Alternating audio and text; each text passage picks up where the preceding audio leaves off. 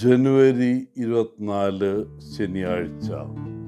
മാർക്കോസ് 3:20 മുതൽ 21 വരെ വാക്യങ്ങൾ. റഷ്യൻ ഭാഷയിൽ യൂറോഡിവി എന്നറിയപ്പെടുന്ന ക്രിസ്തുവിന് വേണ്ടിയുള്ള വിഡ്ഢികൾ എന്ന ഒരു ഗ്രൂപ്പുണ്ട്.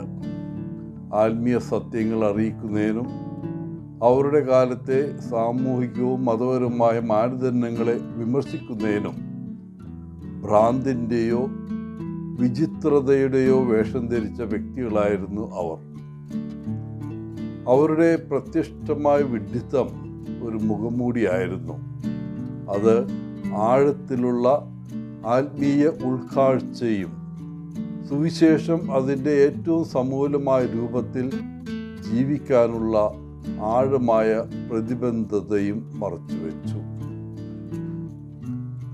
ക്രിസ്തുവിന് വേണ്ടിയുള്ള ഏറ്റവും പ്രശസ്തരായ വിഡ്ഢികളിൽ എമേസയിലെ വിശുദ്ധ ശിമയോൻ, മോസ്കോയിലെ വിശുദ്ധ ബേസിൽ, സെയിൻറ്റ് പീറ്റേഴ്സ്ബർഗിലെ വിശുദ്ധ സെനിയ എന്നിവരും ഉൾപ്പെടുന്നു.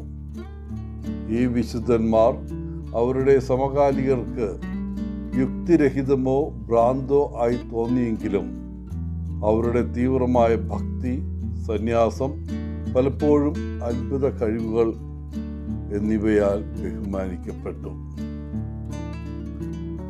അസീസിയിലെ ഫ്രാൻസിസ് ക്രിസ്തുവിനു വേണ്ടി ഒരു വിഡ്ഢിയായി മാറി.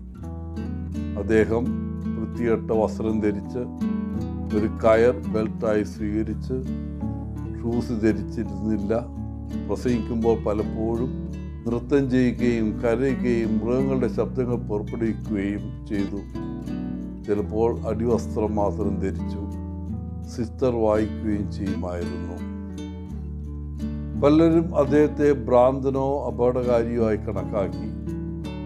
അദ്ദേഹത്തിന് നേരെ ചെളിയെറിഞ്ഞവരുണ്ട്. സ്ത്രീകൾ വീടുകളിൽ അടച്ചിരുന്നു. ഫ്രാൻസിസ് ഇതെല്ലാം ശാന്തമായി സ്വീകരിച്ചു. തുടക്കത്തിൽ അദ്ദേഹത്തെ ഒരു വിചിത്ര ജീവിയെ അടയാളപ്പെടുത്തിയ ആ ഗുണങ്ങൾ ഒടുവിൽ അദ്ദേഹത്തെ വിശുദ്ധനാക്കി. അദ്ദേഹത്തിൻ്റെ വാക്കുകൾ സാന്ത്വനിപ്പിക്കുന്നതും തുളച്ചു കയറുന്നതും ജ്വലിക്കുന്നതുമായിരുന്നു. അവൻ്റെ ശരീരം മുഴുവൻ ഒരു നാവായി മാറി എന്നാണ് പറയുന്നത്. ഇപ്പോൾ അദ്ദേഹം ഒരു പട്ടണത്തിലെത്തുമ്പോൾ പള്ളിമണികൾ മുഴങ്ങുന്നു. അദ്ദേഹം കഴുകിയ കാലിലെ വെള്ളം ആളുകൾ കൊണ്ടുപോയി രോഗികളായ പശുക്കളെ സുഖപ്പെടുത്തുമെന്ന് പറയപ്പെടുന്നു. ഇന്നത്തെ സുവിശേഷം യേശുവിൻ്റെ ജീവിതത്തിലെ ഒരു ശക്തമായ നിമിഷത്തെ ചിത്രീകരിക്കുന്നു. അവിടെ അവന് പിന്തുണ നൽകേണ്ടിയിരുന്ന സ്വന്തം കുടുംബം അവനെ തെറ്റിദ്ധരിക്കുകയും അവൻ യുക്തിരഹിതമായി പ്രവർത്തിക്കുകയാണെന്ന് കരുതുകയും ചെയ്തു. യേശുവിനെ പൂർണ്ണമായും മനസ്സിലാക്കുന്നതിലും അംഗീകരിക്കുന്നതിലും ഏറ്റവും അടുത്തവർ പോലും നേരിട്ട ബുദ്ധിമുട്ട് ഇത് കാണിക്കുന്നു. നമ്മുടെ സ്വന്തം കുടുംബങ്ങളോ പ്രിയപ്പെട്ടവരോ ചിലപ്പോൾ നമ്മെ തെറ്റിദ്ധരിച്ചതായി തോന്നിയേക്കാവുന്ന പലർക്കും ഇത് ബാധകമാണ്.